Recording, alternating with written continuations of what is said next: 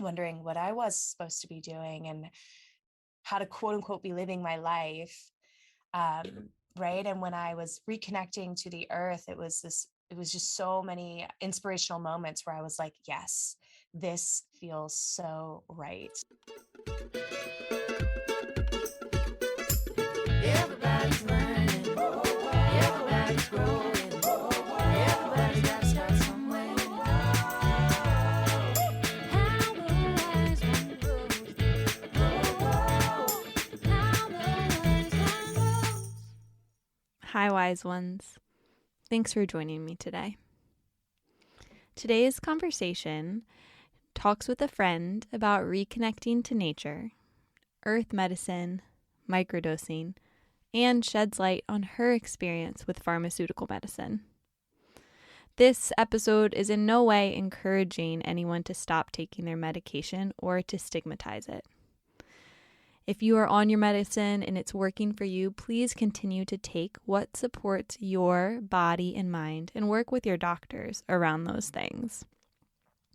This is just sharing light on other things that have worked for a friend and her experience with that, and to help share a conversation that has honestly reframed the way I think about microdosing and earth medicines.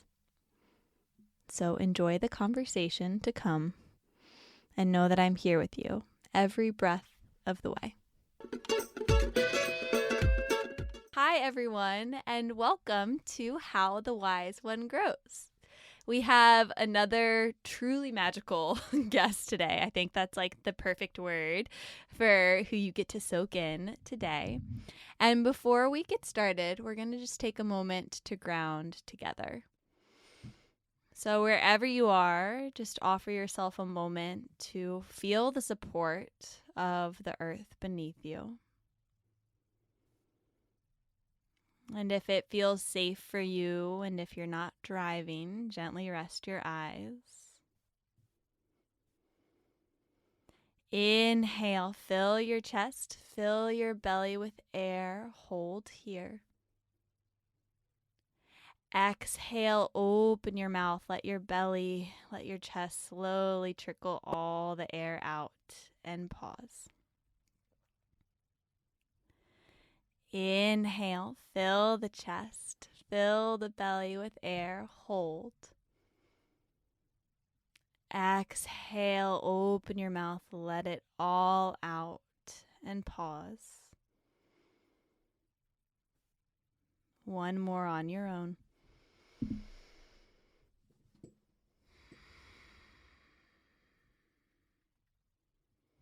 And you can slowly open your eyes as you return to this space.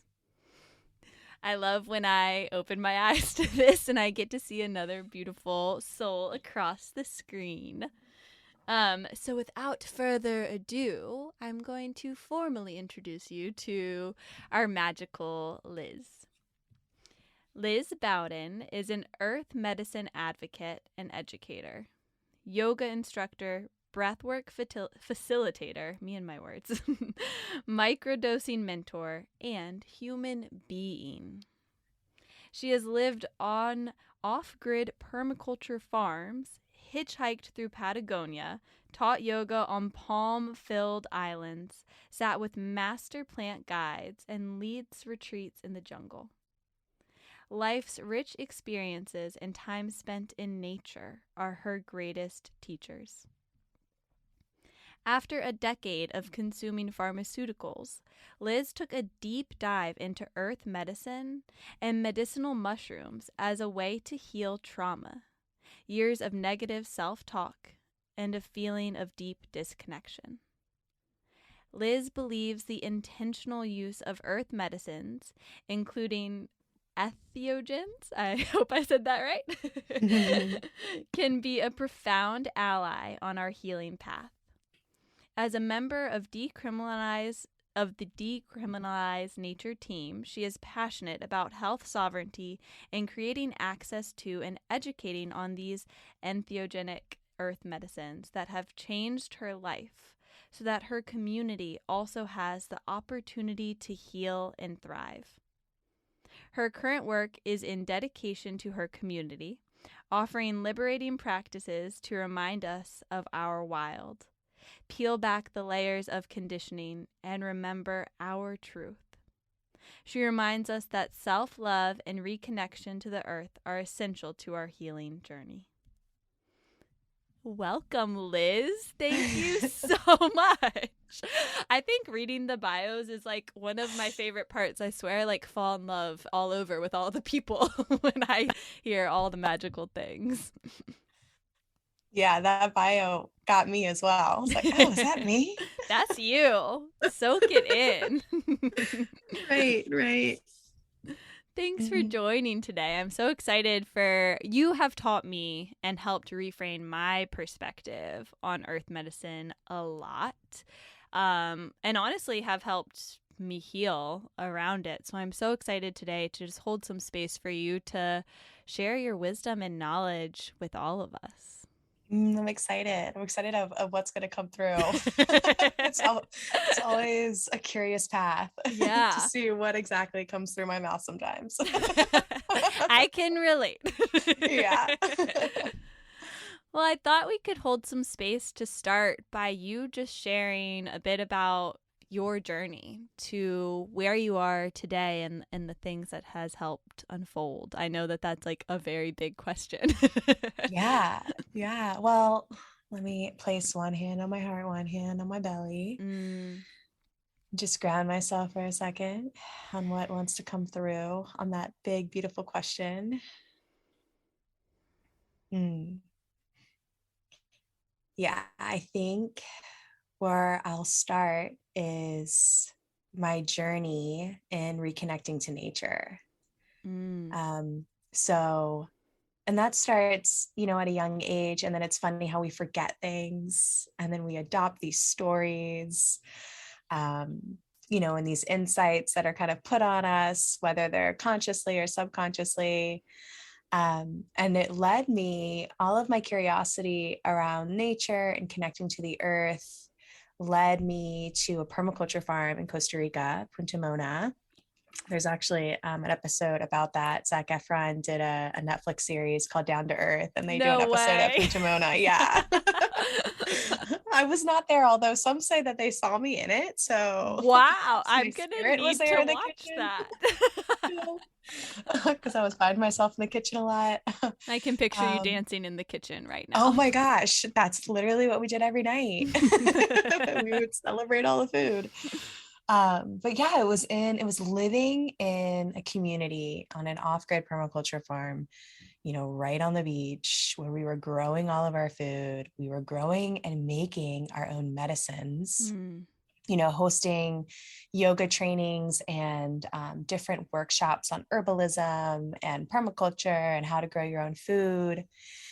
And that's where my path really started to unfold and be illuminated of how I wanted to live and interact with my body and the earth.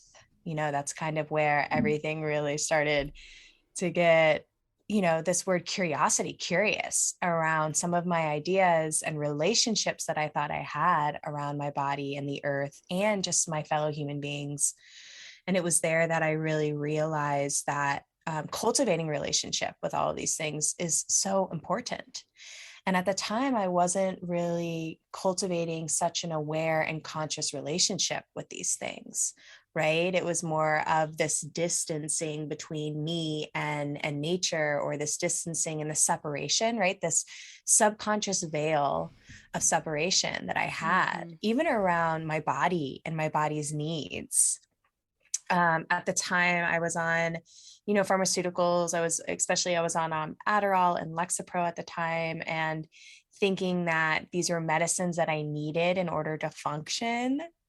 And quickly there, I realized like how silly that was in many ways, and how, my focus, quote unquote, disabilities were actually not necessarily disabilities, but just a way that I interact with the world.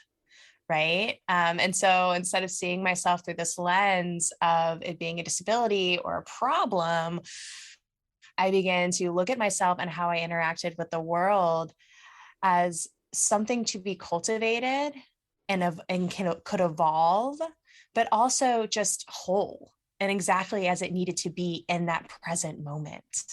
Yeah, I think Right. our world like really pushes on if you don't fit XYZ box, then something must be wrong or you need to do this, that, and the other to better fit in it. And that's just a disservice to the human being that is there. So I think it's just beautiful that you had a door that opened for you to realize, like, actually, do I want to fit in that box? That box is actually just some cultural thing, and I don't have to conform to that. I can be whole over here, even if it doesn't fit in that.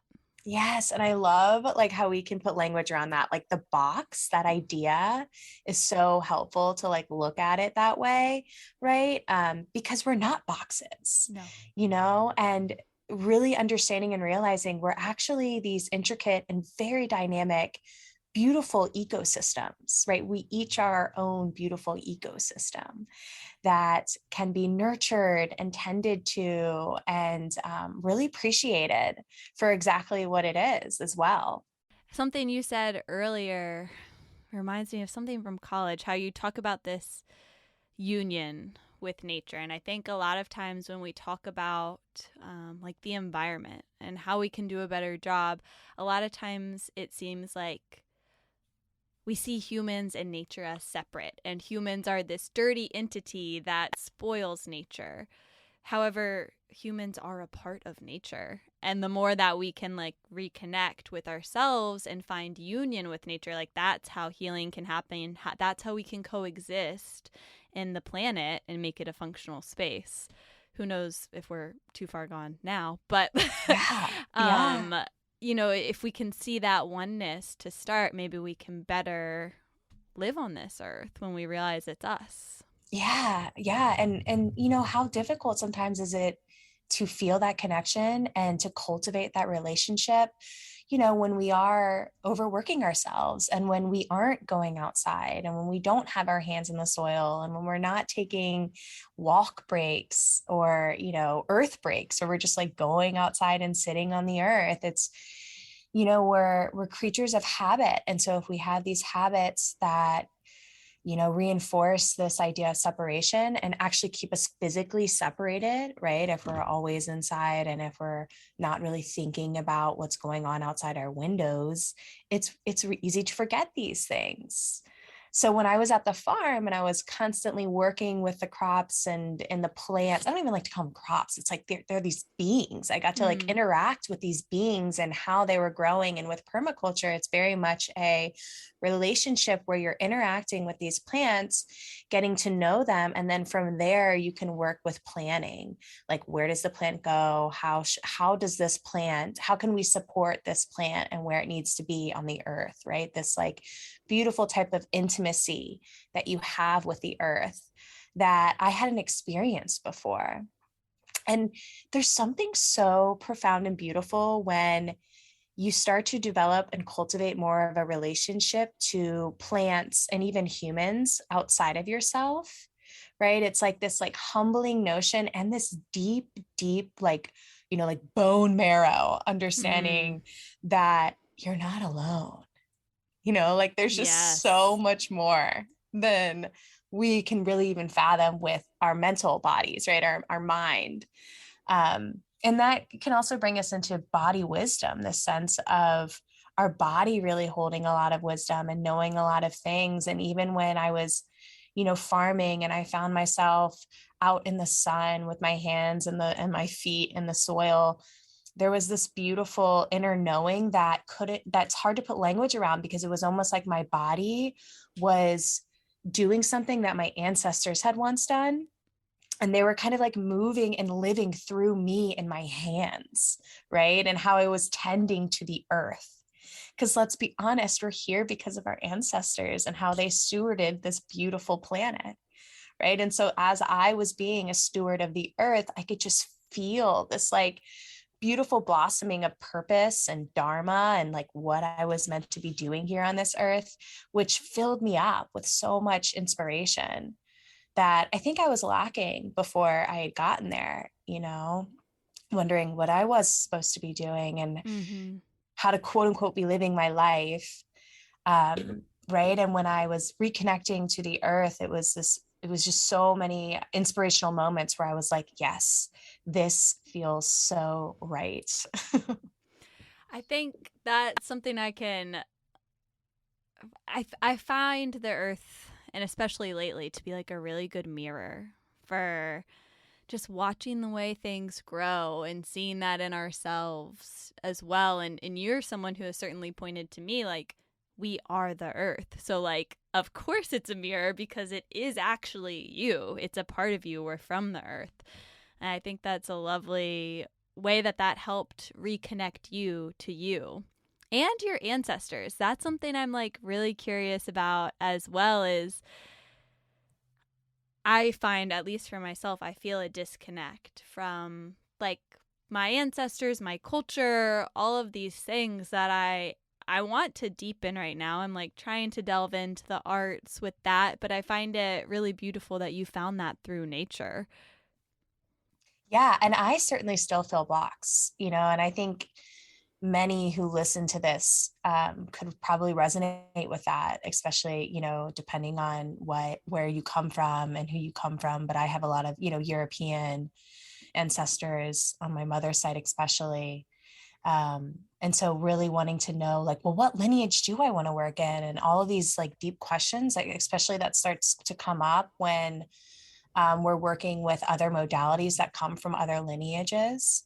And for me, it used to be a block that would actually inhibit me, though, and cause this type of censorship around Mm. how intimate I would get in relationships with everything, whether it be through moving my body, to how I ate, to what I ate, even to, gardening, everything. And I realized that, and I began to understand that, my connection to my ancestors and is really about a connection to my own inner wisdom and my intuition. And it can be sometimes almost like a mystery in a way. And yet, through living, right, we learn more and more and more about it. And so if I could take it off as a block and more see it as like this beautiful path and a journey. So I'm right now on a journey of reconnecting to my ancestors that isn't linear, right? And it requires me to be very present and aware of what's going on inside of my body, how I'm reacting, the certain pulls that I have towards something, or maybe the certain like sparks of interest that I have. And so it doesn't need to be this like, again, box, like this, like, oh, this is what it is. My ancestors did this, and this is my connection to my ancestors. It's an ever evolving journey that I'm currently dancing and thriving in. And allowing to come through, right? Like I'm always allowing that guidance that's always there, rather than like a calling in. It feels like I'm allowing myself to open up to what that even means. Yeah, I think the opening is something I've really been sitting with lately because then these little things just appear everywhere. When you just open up rather than trying to control, it unfolds in its own way. And then maybe you find, like, oh, there's a part of you here that I had no idea I would find you here. And it's like little sparkles, little surprises. Yeah, those awesome synchronicities. Yes. Yeah. Well, I was really excited today to talk to you a bit about earth medicines. So, for Mm-hmm. those who, can you just kind of give us like a rundown for those who might not know, like, what are earth medicines? Yeah. So, full disclaimer, I feel like such a baby in the earth medicine space. And I feel like I will always feel like that in the earth medicine space. But for me, as I have sat with different earth medicines and as I have really gotten curious around what that word means, it's expanded and it's evolved and it continues to evolve. Right now, I see earth medicines as, anything that is coming from the earth, whether it be, non-psychoactive plants and supportive herbs that help us, medicinal mushrooms, the fungi kingdom, we have to add them in, as well as the psychedelic ones, right? That might give us more of a quote unquote experience. And on top of that, earth medicines to me is any way or any relationship that we're cultivating with the earth that could also happen within a hike, could also happen within taking a break in your day and going and sitting outside on the earth. Right? Like that to me is also an earth medicine, just breathing the air that comes from a tree and understanding that that air is a symbiosis. It's a synergetic thing that happens in this beautiful web of interconnectivity. That's really beautiful. And like, yeah, I mean, is earthing is like, there are benefits of farming and earthing where having the soil's nutrients, it gives your body nutrients that can help you heal and really support your mental and physical health.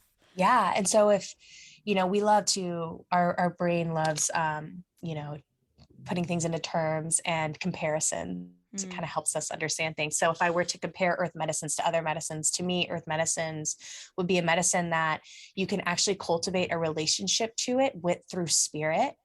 And if spirit doesn't really resonate with you, just cultivating a type of relationship where there's some form of communication. Right. Whereas like I've taken other quote unquote medicines where it was like this external thing made in a lab. And I very much had this idea of, oh, this is something I'm going to take and then it's going to change me and quote unquote fix me. Right. And there wasn't much of a relationship with it. And it felt very foreign. I didn't know where it came from, really, what the source of it was. And therefore, I couldn't really develop a relationship or be in what I love to call allyship with that medicine. And so for me, earth medicine is something that you can be in relationship with and create an allyship with. So it's both you and the medicine on this beautiful path of healing and understanding and expansion and all of that awesome, all of the beautiful things that can come with this word medicine.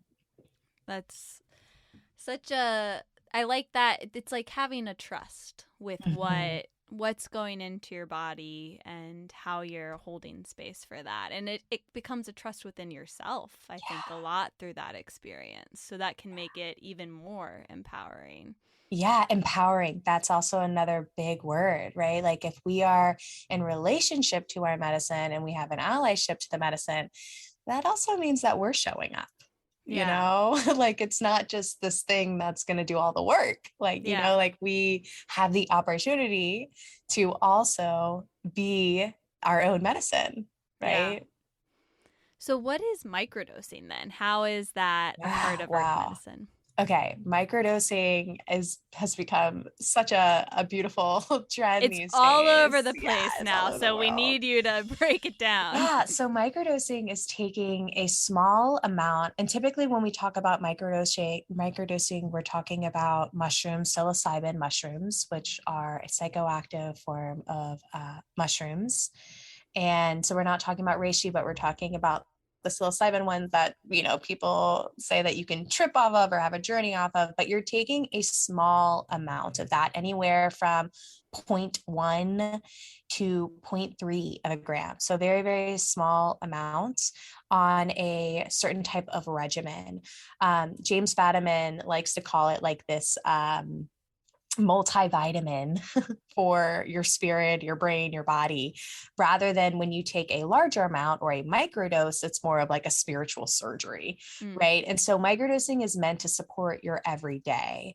I also like to, because I have microdosed and I've developed a relationship with microdosing, I also like to add that it's not meant to be taken for, the rest of your life per se.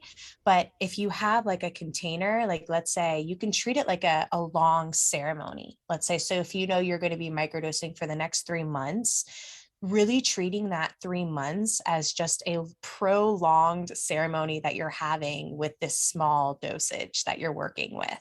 And it is a very much a working with. So when you're microdosing, you're taking a small amount. Typically you take it, James Fadiman recommends, he's, by the way, a psychologist that kind of brought this term into the medical field and has done a lot of studies on it. You would take it 1 day on, 2 days off, and then repeat the cycle. And it's also important that we note that in microdosing, you're not taking it every day. Integration is still needed, even when you take such a small amount. And so you're having those rest days to come back to baseline to then take an empowered stance on whether or not you want to continue the cycle or not. Right. And so again, it's like this, it's just a longer container of interacting with these types of medicines. And I think that's become so popular because we are coming from a narrative around these medicines, especially entheogens, which is just another word for psychedelic. We actually, one of the reasons why the word entheogen was created was because the word psychedelic held so much charge around it. After the war on drugs, we kind of deemed a lot of these medicines as harmful. And there was so many narratives that went out, like taking a scoop out of your brain. And there was, that commercial that came out of like an egg being dropped on the frying pan. This is your brain on drugs. And they were kind of lumped. These earth medicines were lumped into this category of hardcore drugs. Right. And so we then see kind of the language turning around as we come to realize that these medicines are actually doing quite the opposite, especially when we're talking about psilocybin, even LSD, which is another one that some people have microdosed. There's so many earth medicines that we're now finding actually expand. They can help with neuroplasticity, which is connecting and kind of webbing. I like to see it as the mycelial network within our brain and therefore our bodies, and reconnecting us on a cellular, but also just on an intuitive level. So in my path with microdosing and on my journey of microdosing, I really began to reconnect to my body wisdom and to my intuition. And I began to understand what it meant to have a relationship with my body and with my needs and what I actually needed, rather than reaching for these certain addictions that I was having. Right. It really helped with addictions. And even microdosing, in particular psilocybin mushrooms, these beautiful mushrooms, it helped me actually wean off of all the pharmaceuticals I was on, that when I was on those pharmaceuticals, I felt very disconnected. I felt very separate. And again, like this deep knowing that, like, if I'm feeling separate from my body and if I can't really communicate with my body, that's a mirror to how I'm interacting with the world and my life. I'm only but so much really alive and in it and interacting, right? It's this, the presence just wasn't there. It was a constant, like, in fight or flight, very much in this haze of different narratives that weren't what was actually grounded in the present moment and truth of what was in front of me. I was like projecting things, especially from childhood and the trauma that I endured there. There was a lot of coping mechanisms coming out, and they were just in these vicious cycles kind of replaying. Patternings were replaying. And when I was microdosing, I was successfully able to get off of these pharmaceuticals that, again, were creating this feeling of disconnection to my body, and really reintegrated me not only into my body, but into my life and into my world and into more deeper, I should say, connections to other people. Words, right? They're so silly. They're so hard. They're so silly. Yeah. I could speak for hours on the benefits of microdosing, but I think for me, microdosing also really helped me. I like to say it in terms of feminine and masculine. I was really in my masculine before. I was repressing my emotions. I was self-censoring hard. I wasn't really allowing myself to be in like the depths of crying or in the depths of my rage or in the depths of things that were coming up in my body. It was more of this like, oh, no, don't show that. Or, oh, no, you have to be this certain way and you can't be this way. And as I began this beautiful microdosing journey, along with all of the work that I also put in, I have my morning practices that I do with my microdosing. I was really able to just embrace my freaking wild of like who I am as a human being, which is so wholesome, which is so not linear, which can have bad days. I'm allowed to have these days where I don't want to do anything. This whole idea around doing, like, whoa, that had to be really, really looked at, and how I had a huge addiction of doing in order to present or in order to validate a sense of worth within myself. Right. And it was just like, whoa. And I was more able to like tap into my femininity and embrace my femininity, which was all about nourishing my body. And what does it really look like to nourish your body? Right. And what does it really look like, to be in, I think a huge part of my embracing my feminine too was community and how I interact with other people. Like, how do I hold space not only for myself, but for other people? Right. This whole idea around exploitation became a huge thing that I was realizing that I was partaking in, right? This exploitation of not only people, but of the earth. And really just grounding me back into, again, a being of this whole greater earth community rather than just like Liz as separate from it. Yeah, I really hear a lot of what you're saying. And recently I stopped drinking coffee, which like for me, like I'm definitely addicted to coffee. We all are addicted to coffee. I love coffee. And I had this moment where I was like feeling really anxious. And my therapist was like, well, caffeine can make your body feel anxious. And it's like, I know this. Okay, so I'll try weaning off.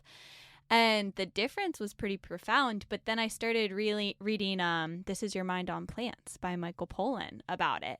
And when we talk about, there's so much there. But I think the part that resonates with what you said is like, caffeine is a drug that we are taking every day. Every single day. Society says it's okay because it supports a capitalist culture and it supports what society wants out of us. And this war on drugs is in part about like it's opening you up to thinking in other ways and being more whole and more of a person and less of a machine. And that's a threat. So it's been a really interesting experience to just notice like those stories that come into your head, like feeling like, ooh, I like need a cup of coffee because I need to get X, Y, and Z done versus like, wait, what does my body need? And also if society says you can take this one drug every day, it's totally okay. We'll have places all around for you to do it. What is it about this other thing that comes from the earth that we're fighting so hard? And it's something I had never, to me, like this is a whole new landscape. I had a totally different perspective on all of these things not that long ago because I had some trauma around it. And it's been an interesting way of what can happen when you like reframe your perspective and just look at your culture in a new light. Yeah. Yeah. Oh my gosh, it's so true. And it's, you have to question, what standard am I holding myself up to? Like if every day I'm supposed to be working at this level of quote unquote output, whoa, is that sustainable for my body? Like, is that actually embettering the quality of life that I'm having right now? And that's a big question to ask of what our current society is pressuring us into right now, and has been. There's this tempo that we're being asked to function at that for me is very hyper. It's almost like a hyper masculinity tempo that is a pseudo masculine type of like not even a true form of the true masculine that keeps us once again not pausing, not connecting, not allowing us to have intimacy with ourselves, with the people around us, with the earth. There's not much space at all to really listen to that inner wisdom and that to connect with our ancestors even. Like, how can we connect with anything if we're constantly going and doing at this tempo that has us just like swirling and not really rooted and grounded in the present moment? Yeah, and it prevents us from connecting with ourselves. It keeps us in the go and create versus if there are those more inward times where we get to a deeper knowing, we can then are like, I just spoke with Lindsay McCowan, who's amazing on the divine feminine. And we can then tap into that energy within ourselves and create from that rooted, rested, grounded place of balance. Yeah. And then there's so many ways we can take this, but it's like, if we're working at this tempo of go, go, go, and if our power is in our presence, does that make us more malleable? Does that make us more, manipulative in a way to then like adopt these really strange and maybe not so great for us narratives if we're not present with ourselves and coming from a sovereign space of choice? Right. And so if we're speaking on, I want to come from a sovereign space of choice of how I'm living my life, it requires us to slow down. It requires us to reconnect to ourselves in this present moment. Right. And I think that because it's been such the norm and it's been passed down for we look at the depression and what our ancestors had to endure then. And like, it's been there's so many generations, this constant like go, go, go to survive. If that's what we know, then that kind of becomes our baseline of comfort in many ways. Mm-hmm. And that's why I think psychedelics and some of these earth medicines and what they ask of us can feel or seem scary. Mm-hmm. Right? Because it's in the medicine space, at least that I've experienced, I get scared because it's like an opening of something different. Right. And then it's that question of, well, if I'm not going, then who am I? It's a Right. big question. It's a big question. It's a really big question. And I think that's also why then we see microdosing coming into the picture too, because it's a small amount. So it's kind of like easing someone into the space rather than just like giving them a whopping dose and being like, well, here you go. I think that's also why it's becoming a trend, because we are coming out of, we're coming from a very, fear, perhaps. There could be like anxiety around interacting with these particular earth medicines. So that is like, I feel like one reason why maybe microdosing has like come into the picture more, because like you take a very small amount and you get to like ease your ego into this conversation or into this new way of looking at not only yourself, but the earth and everything around you. Yeah, and I think a lot of in our early conversations about microdosing, what you shared really helped reframe my perspective on it, because, and you can go into it more, but when you explained like this is a way in which it can become a part of your tools that you already have to help deepen your relationship with yourself. And also the ways in which, like, yes, it can help with anxiety, it can help with depression. There are these like very tangible mental and physical health benefits that people are seeking. And here's another vehicle that maybe can allow you to move through it more differently, and as a part of the process invites you to look inward versus like here's this external thing. And I think I recall you explaining it as like it's from the earth. You are from the earth, so it's putting a part of yourself back in you, kind of opening that door for you to get to know that part of yourself. And especially with microdosing, from what you've explained, it being like you're not necessarily going to feel it. Like you shouldn't feel like you're having this huge trip. It's just maybe you look back and you're like, oh, I've reflected a little more. Maybe I was more compassionate today.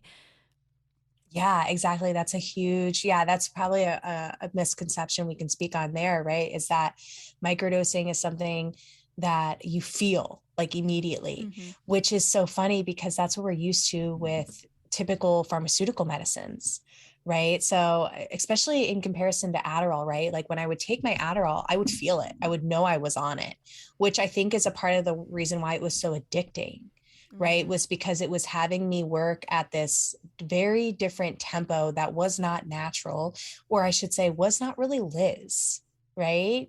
Because I feel like a lot of us can relate. If you've ever been on like an amphetamine, there's this like story that I can't get any work done, or I can't even get out of bed, or I can't work out, or whatever it is without taking this medicine, which is, whoa, that's like a huge red flag, right?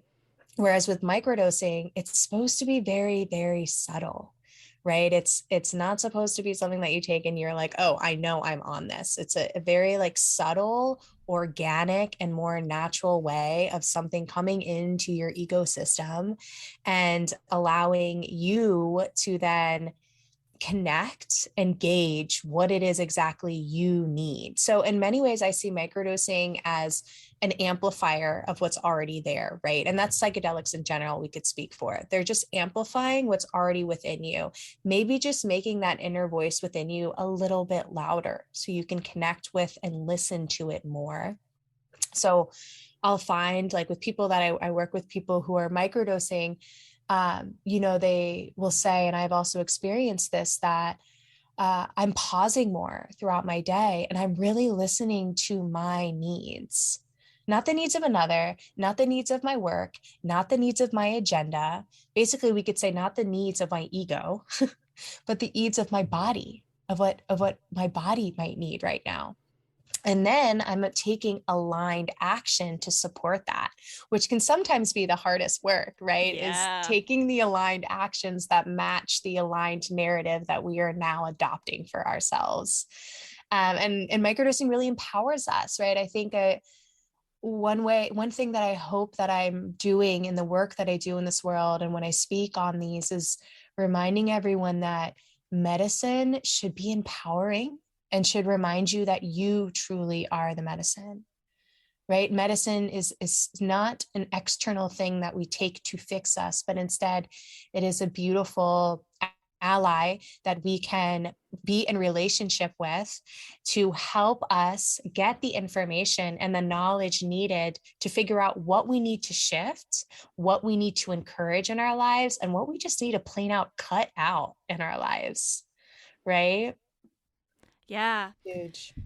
It's very huge. And I think that, and this is something I don't know the science of, but I'm sure you do, is you mentioned like it's not something you should take for the rest of forever. Can you Right. explain how like it's not addictive, how what is a healthy, maybe balanced relationship to hold with it? And from what I synthesized from that is like it sounds as if a part of it is it's empowering you to listen to yourself so that when that thing isn't there, you have tuned into these skill sets that you already have. You just now have these new neural Mhm. pathways helping to wire to that place. Yeah, yeah. So if we are these creatures of habits, can we it's like a leveraging of these beautiful medicines to help us reinforce more healthy habits. And once those habits become habits, we no longer right that we do them naturally and the more we do it, the more it comes with ease and then the more it becomes something that we just do, right? Like we know how to walk, we know how to speak, we know how to do these things. We have these beautiful shortcuts that our brain takes to go to these different behaviors and these even mental thoughts. And with microdosing, it's a beautiful opportunity to really prune out the things that are self-limiting, right? Holding us back, keeping us in vicious patternings that aren't serving us, and helping us get really curious around those and embrace new forms. It's a form of evolution. And if we look back at our ancestry and how our ancestors and how those in the past worked with these medicines, they sat with these medicines in ceremony in order to heal so that they could come back to their greater earth community as a better and more integral member of the community, right? Like to become just like this more integral and healed mirror for others, right? And in a form of evolution. We're here to evolve. We're here to change. We're here to, outgrow things just as the earth does. Like just as we see a seed grow into this beautiful blossoming flower, these medicines are helping us do that. And so to get back to your question on tips and how we can like kind of stray away from this turning into just another medicine, right? I see a lot how if we're working with our current mindset around medicine, at least for me, there was a point where I realized like, oh, whoa, I'm literally just trying to switch my pharmaceuticals with this microdose. Mm.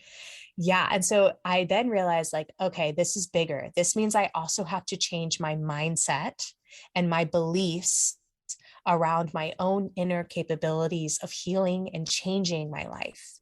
It's going to require me to take radical responsibility of how I live my life and how I show up in my life, right? It's not I'm going to switch it. And then this new, more natural form of medicine is going to be just like a more organic type of Adderall. And it's going to like help me fix myself. It's like we had to change our entire viewpoint, and it's super subtle and it's super nuanced and subconscious, but there are many ways that we kind of give our power away to certain medicines and to certain practices. Even we forget that it's not the tool, right? The tool isn't the quote unquote answer.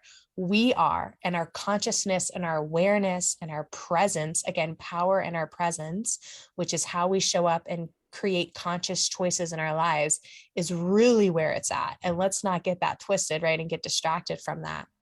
The And so tool with is just there to bring you back to you. yes, it's just there to bring us back to that intuition and to that body wisdom of what we know is best for us in this particular choice and in this particular moment. And so some tips for that is really having like perhaps a set container or set time frame of how long you'll be microdosing. So maybe you're setting out for like a 3-month time frame. And within this 3 months, and you have clear intentions. And again, having clear intentions too, we have to kind of change our mindset around that too. It's not goals.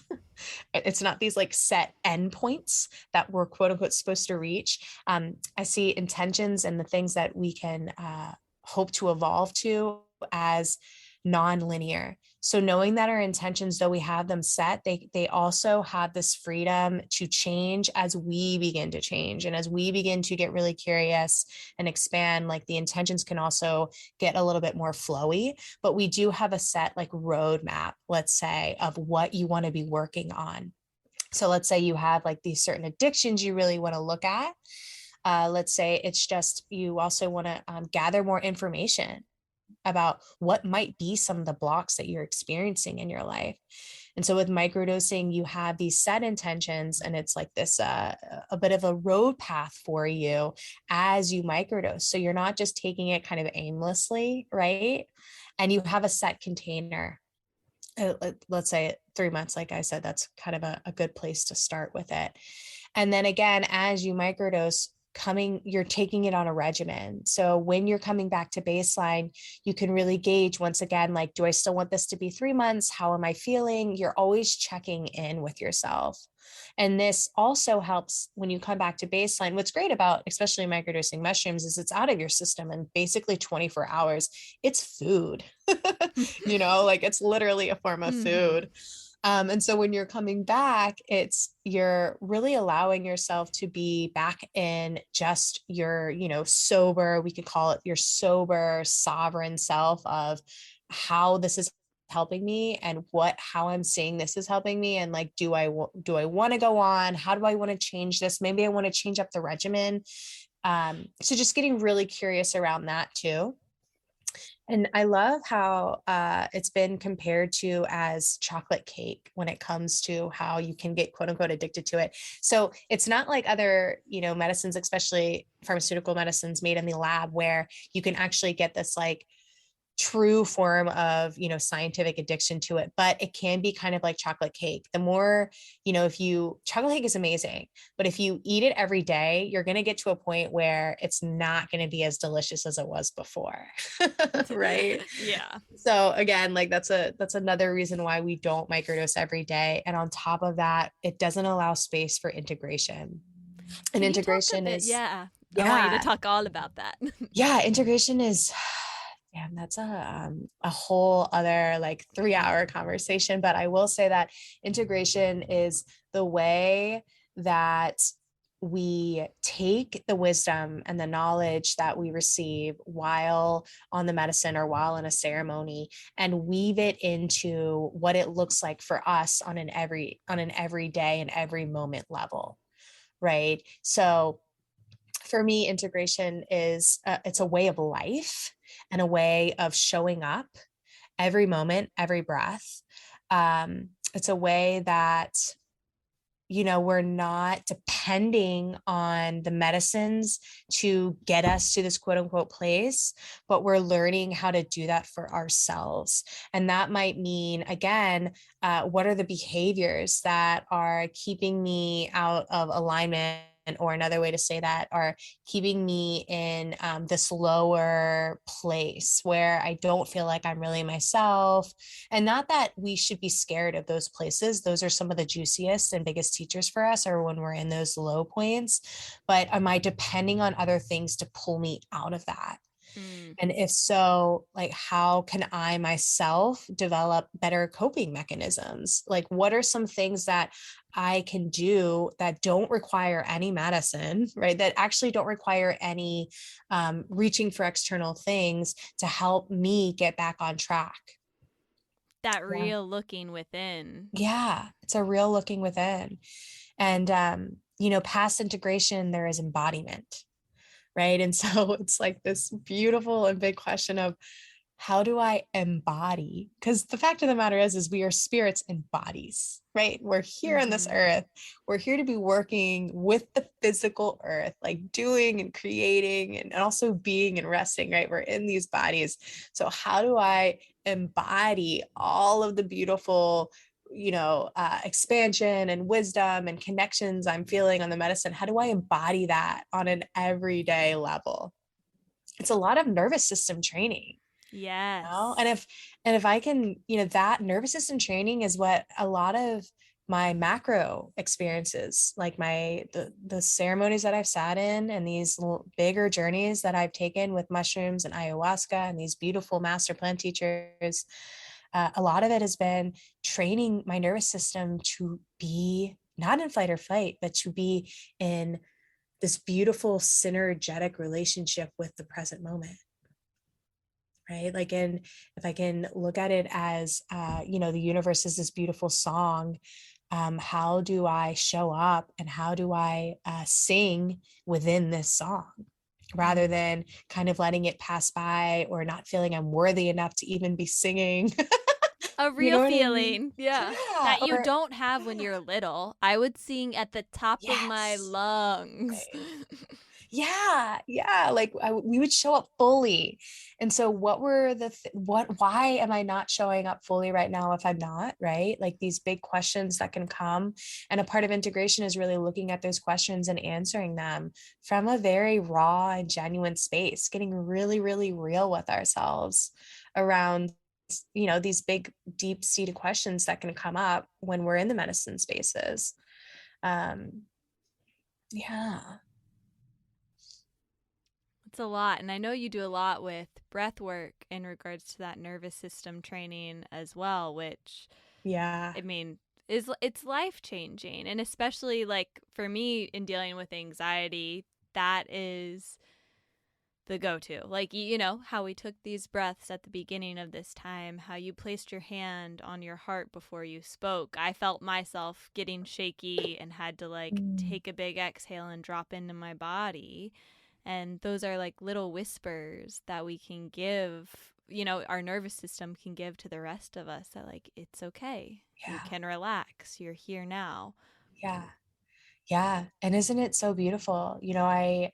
I truly believe that one of the if not the biggest benefit that, or quote unquote benefit, that we can get from these earth medicines and from these deep, deep experiences you can have with bigger journeys is it's allowing us and reminding us that we're allowed to show up fully as our wildly us selves. Nothing less, nothing more.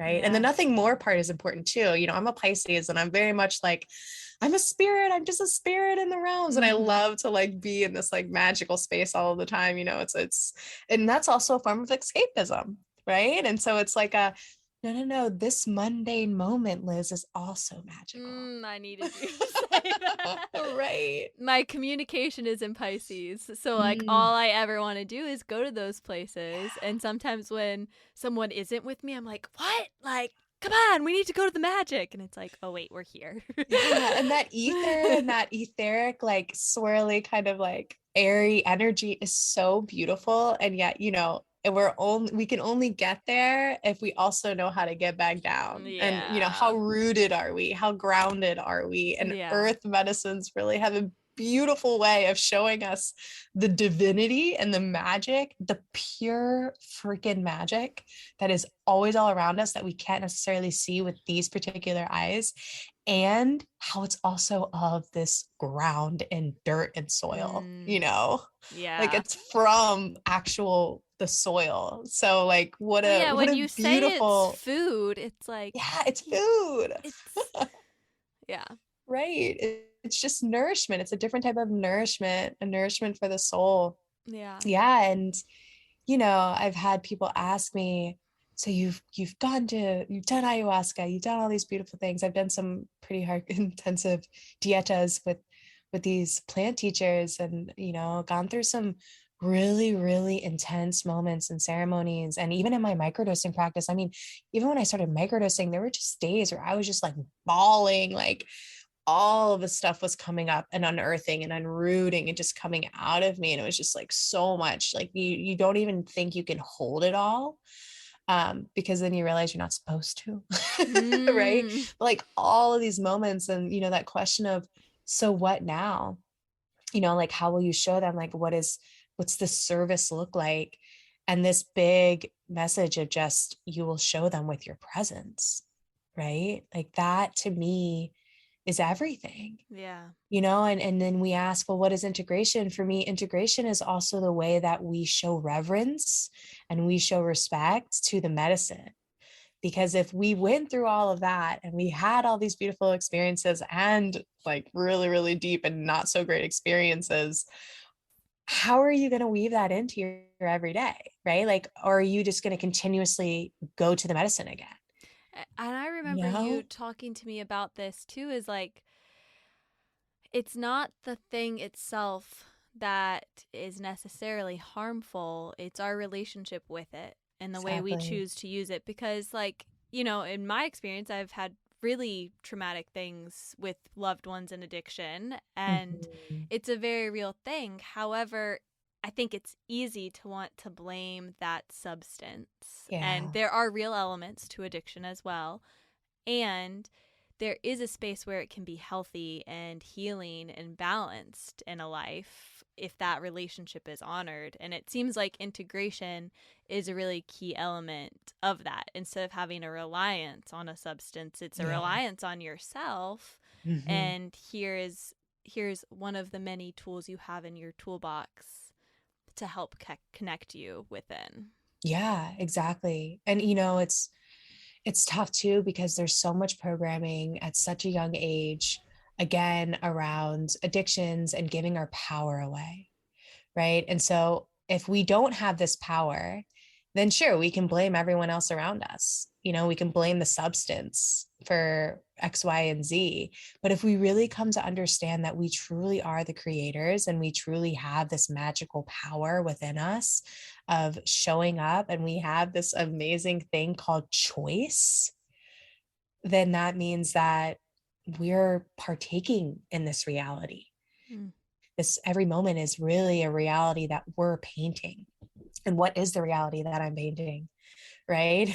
Really understanding that when we dance with these medicines and when we partake in these medicines, it's not all them. It's again, an amplification of what's already there. Yeah. And that can be scary, Yeah. but there's that, am I willing Yeah. to be with this part of myself? Yeah. Yeah, it's really not all rainbows and butterflies. It's just Yeah. not, and, we wouldn't even find rainbows and butterflies beautiful if it weren't for the shit. Yeah. You know what I mean? Exactly. Like that beautiful shadow and light that Mm-hmm. makes up the rainbow of this existence. Yeah. It's only as precious as it is everything else. Yeah. So I'd love to hold space for you to share about how you advocate for that. Like, what is, I guess, like your elevator pitch to help advocate for these things, and what's that work like, and how can people support that and be a part of it? Yeah, so decriminalize nature is a beautiful movement going on across the United States right now. There's some cities that have already decriminalized many of these plants that are still illegal. Here in Virginia, psilocybin mushrooms, there's other, even with the cannabis industry, there's still like some legislation that's coming through now to create barriers around access to this, but we're hoping to decriminalize these, not legalize them, right? Decriminalize means that you can then, it's a very low offense if you get caught with them, right? And the reason why we're doing this is because these are natural medicines of the earth. If we look at especially veterans, right, they're really the ones that are kind of at the forefront of this right now. Many veterans come back treatment resistant to many of the drugs that they're being put on. Opiate addiction is a huge deal and that's really an epidemic going on right now. And they're finding a lot of relief using especially psilocybin mushrooms on their healing path. And we're talking one single macro dose of them. We're not even talking like using them a lot. It's just they have one experience and it's profoundly changed the trajectory of how they reintegrate after the experiences that they had. And so not just only with veterans, but like with many, many people who are also treatment resistant or who are having really difficult time finding any relief with the current medicines that are legal. They're just, it's either perpetuating the problem and causing them to be addicted to then even more medicines, or it's just not helping them. We're finding huge relief with these medicines that are still illegal. And another big, terrible thing around that too is when people do partake in these medicines, because where there's a will or a way, right? Regardless of if they're illegal or not, like people are partaking this and honestly doing it to save their lives. We're talking about people doing this because they are at a last resort, right? They are at the ends of their wits. They don't know what else to do. Right. And so, they find out, the research and some people and other people's experiences. So they partake in these medicines and then they come back with these beautiful experiences and very much healed in many ways. And they can't even freaking share it with their families and their communities because it's illegal. And what we know about having these experiences is it takes community and support in order to sustain the beautiful progress that we made, right? Like if we can't really talk about it and we can't integrate it, right? Which integration requires community. Like it's just a tough space for people to be in. And so I'm a part of this because I believe people should have a choice. Like people should have a choice to go a more natural route if desired around their bodies and how they wish to heal it and how they wish to address certain ailments that they might be working with. And there are some states, and you might be able to name some of which, where mushrooms and microdosing, it is legal. There are therapists who will work with clients using these tools. So it's not a completely strange thing. No, not at all. And there's so much beautiful research coming out right now. It's amazing on how these medicines are. Like there was even a medicine comparing it, or a research article comparing it to Lexapro, right? Interesting too, because a lot of the medicines that are like legal right now are actually changing the chemistry. That's why they're so addicting, and that's why they have so many side effects. Whereas, like one thing that we're finding with psilocybin mushrooms and microdosing is they don't necessarily like influence per se the chemistry of the brain, but they kind of act like they imitate serotonin rather than actually changing the levels of serotonin. They're just mimicking the serotonin levels. So it's almost like a training that if we put in the work and the dedication and the yoga practice with it, the meditation, meditation, we can't, that's there's no shortcuts with it. Meditation is the way to really integrate and to really add in when you're microdosing. You have to meditate when you microdose, right? Is allowing us to kind of strengthen that new way of being, right? So it becomes like this mental memory that we can go back to even when we're not on the medicine because we know how it felt in our bodies. And that's right? maybe where you're saying it works with the neuroplasticity of our Yes, brains, and exactly. that it's can you maybe talk about how it does that? The neuroplasticity Mm-hmm. piece. Yeah. So basically neuroplasticity is just a big, scientific word for saying that it's creating new neural networks within our brain. It's allowing us to look at things from a fresh perspective and get more curious. I like to say neuroplasticity is basically cultivating a playful curiosity and all of the things in our lives, whether that be like our relationship to others, our relationship to ourselves, that's a big one, our relationship to food, our relationship to our addictions, getting really curious around what's another story I could have around this? What is another way of being and another a way of acting and behavior that I can have around this particular topic or around this particular story that I have held and gripped onto for so long? So it's kind of like releasing that grip and that rigidity around this is who you are and this is what you do. Yeah. Right? Neuroplasticity comes in and mushrooms come in and they're like, whoa, hold on. You're actually so much more than that. And you actually have this choice where you can change that habit that you've had for years. It Right. So sounds this so much like empowerment. mindfulness in that Yes. regard. It helps you see. Yes. I mean, really what we're talking about is consciousness and awareness. That's really what these earth medicines are. It's just a way of cultivating consciousness within us, right? Because if we have a more consciousness around things, more awareness around things, we have the ability to have more choices around things. And again, more empowerment on how we want to live our lives and how we want to show up. And I think, going back to decriminalize nature, another big reason why I am a huge advocate for it is because we need more education and harm reduction and just more information around these medicines because they can be super profound when you take a very large dose, right? And so if we're saying they're illegal, then that means like there's not going to be much resources or information around it, right? And that can get tricky. Like people are doing these medicines regardless. Like, how can we create a healthier relationship to these medicines and be able to provide better resources and ways of cultivating and integrating and all of that good stuff? And something I'd love to touch back on is you talked about the importance of sharing with Yeah. community and that being a barrier when it is not legal. So I would love for you to like take a moment to help others have this conversation of like what are some of the misconceptions about Mhm. psychedelics Yeah.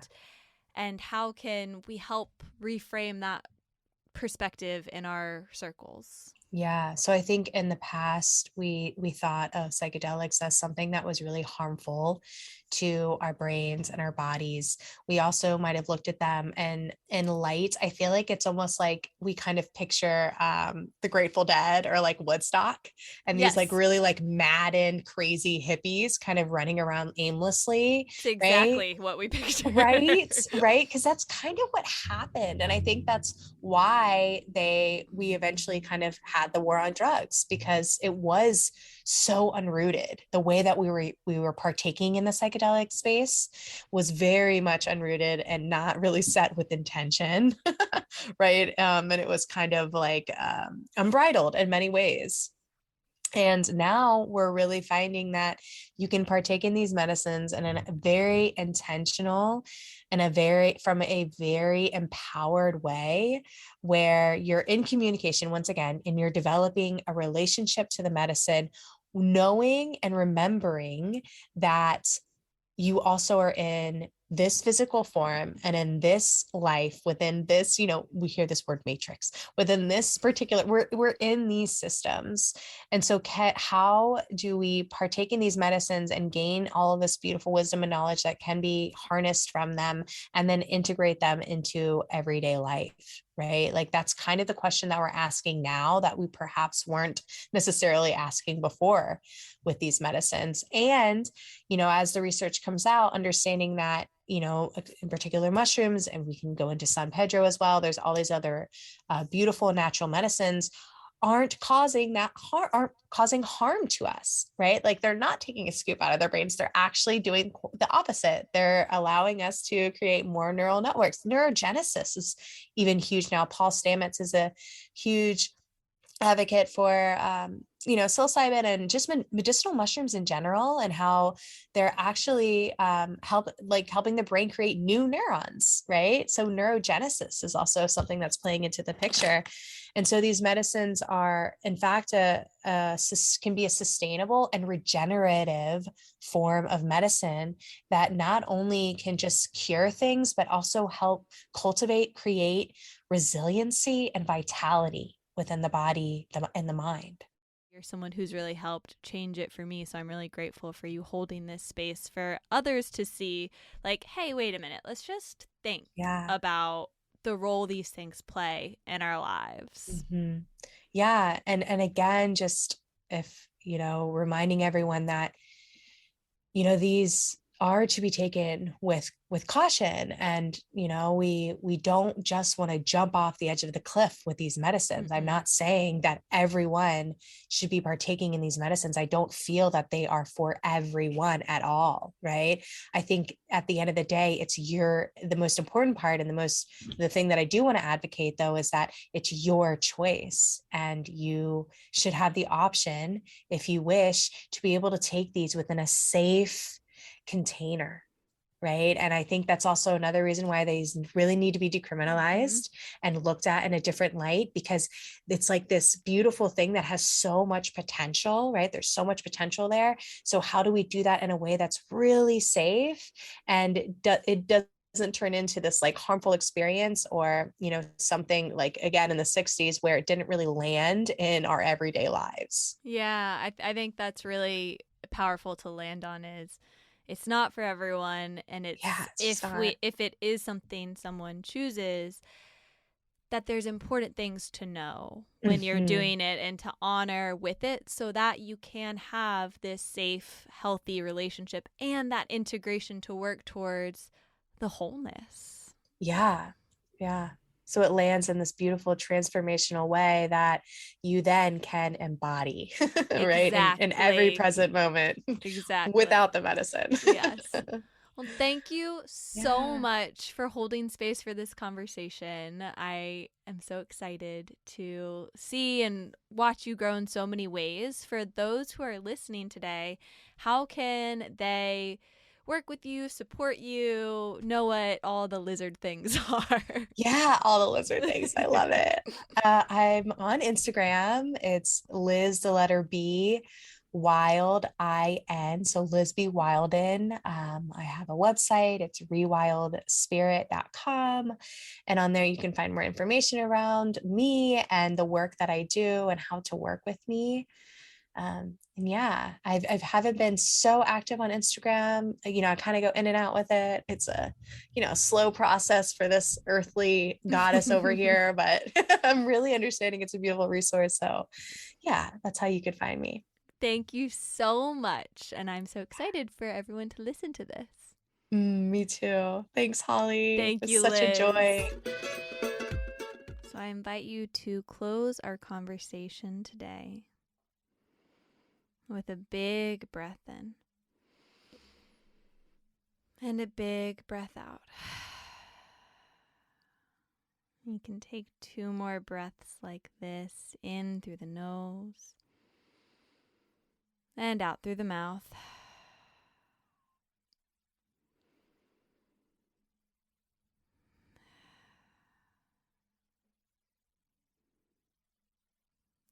So I found writing the closing words for today challenging. Probably because I think this held so much and has so much meaning.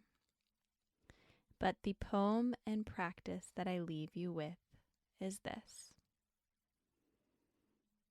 When life is unclear, step outside. Nature heals. So today, at least for 5 minutes, go outside with no plan in mind, and let your intuition and your body be your guide.